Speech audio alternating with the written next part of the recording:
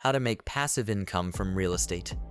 There are many ways to make passive income from real estate. They range from low-cost, truly passive investments to more hands-on methods of generating income from real estate investments. With so many ways to collect passive income from the real estate sector, there are options for any budget and time commitment.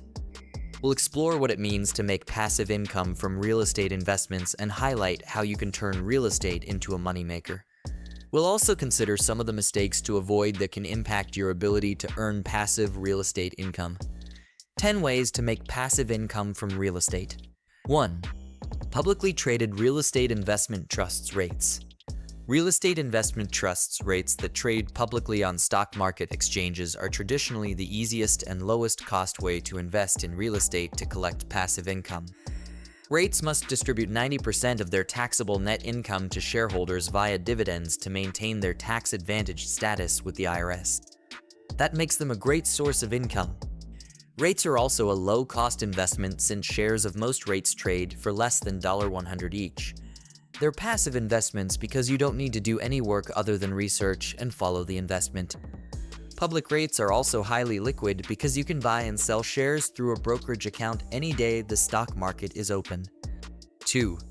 REIT exchange traded funds ETFs. A great way for beginners to start generating passive income from real estate is through REIT ETFs. They hold a broad basket of REITs, which reduces the risk of losing income if a single investment cuts its dividend due to deteriorating market conditions. REIT ETFs are relatively low cost since you only have to buy one share. They trade on the stock market, making them highly liquid. ETFs are one of the most passive ways to invest in real estate. However, like public REITs, they expose the holder to stock market volatility. ETFs also charge investors a fee, known as the ETF expense ratio. 3. REIT mutual funds. REIT mutual funds are a lot like REIT ETFs. They hold a basket of REITs, enabling investors to gain broad exposure to the sector. A manager actively manages the mutual fund, aiming to buy shares of the REITs they believe will deliver superior performance relative to a benchmark index. Because of that active management, REIT mutual funds often have a higher expense ratio than REIT ETFs. They also tend to have a higher minimum investment, typically around $2,500. Usually you'll need to purchase a REIT mutual fund through a broker. 4. Non-traded REITs.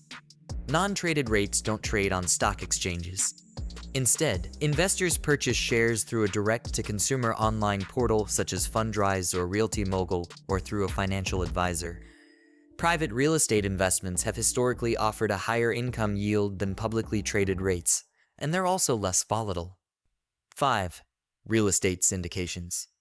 Real estate syndications enable passive investments in commercial real estate. They allow an investor to become a limited partner in a single real estate asset, such as a multifamily property, office building, or self-storage facility, or a private equity real estate fund managed by a real estate sponsor. The partners get to share in the passive income generated by the property or fund. Private real estate investments tend to offer a higher income yield than publicly traded REITs and aren't as volatile. Investors can participate in single real estate syndications and funds through online portals, e.g., CrowdStreet and Equitimultiple, or directly with real estate deal sponsors. 6. Debt and debt-like investments backed by real estate. Real estate-backed debt can be another way to generate passive income from real estate. You're lending money to finance the purchase, renovation, redevelopment, or ground-up construction of a property. There are many options, including buying mortgage notes. 7. House hacking. House hacking is a way to generate income from your current home. There are many forms of house hacking, including buying a duplex or fourplex and living in one unit while renting out the others, renting a room in your home to a family member or college student, or converting a garage or basement into a small rental unit. House hacking provides rental income to help offset part or all of your living expenses. 8. Short-term vacation rentals. Short-term vacation rentals are an increasingly popular way to generate passive real estate income. You buy a home or condo in a vacation destination and rent it out to leisure travelers. Web portals such as Airbnb 115% make listing a property and finding renters easy. Short-term rentals tend to command higher rental rates than long-term rentals, making them a potentially lucrative source of income. As a bonus, you can use your vacation rental when it's vacant. However, short-term rentals aren't exactly passive since there's lots of work involved in managing a rental. A vacation rental is more like a hospitality business than a real estate investment. You can hire a property manager to turn it into a passive investment, but they charge a significant portion of the rental income in fees. 9. Rental properties. Owning rental properties is another way to generate passive real estate income. Many people own condos or single-family homes that they rent to long-term tenants 12 months or more to generate relatively steady rental income. However, rental properties aren't entirely passive investments. You might get a 2 a.m. call to fix a broken toilet unless you hire a property manager. Further, the income can fluctuate from month to month depending on expenses, and you might not generate any passive income if there are a lot of unplanned costs. Finally, rental properties often require a significant upfront investment similar to short-term vacation rentals. 10. Ground leases. Ground leases enable you to generate passive income from owning land instead of a building. You own the land underneath a building that you lease to the building's owner. A ground lease generates predictable passive lease income and tends to be a very low-risk investment.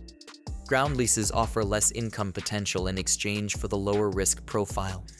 They also have a relatively high upfront cost to purchase the land. That's all for today's video. If you guys liked the video, please make sure to subscribe the channel and press the bell icon for latest videos. Thanks for watching.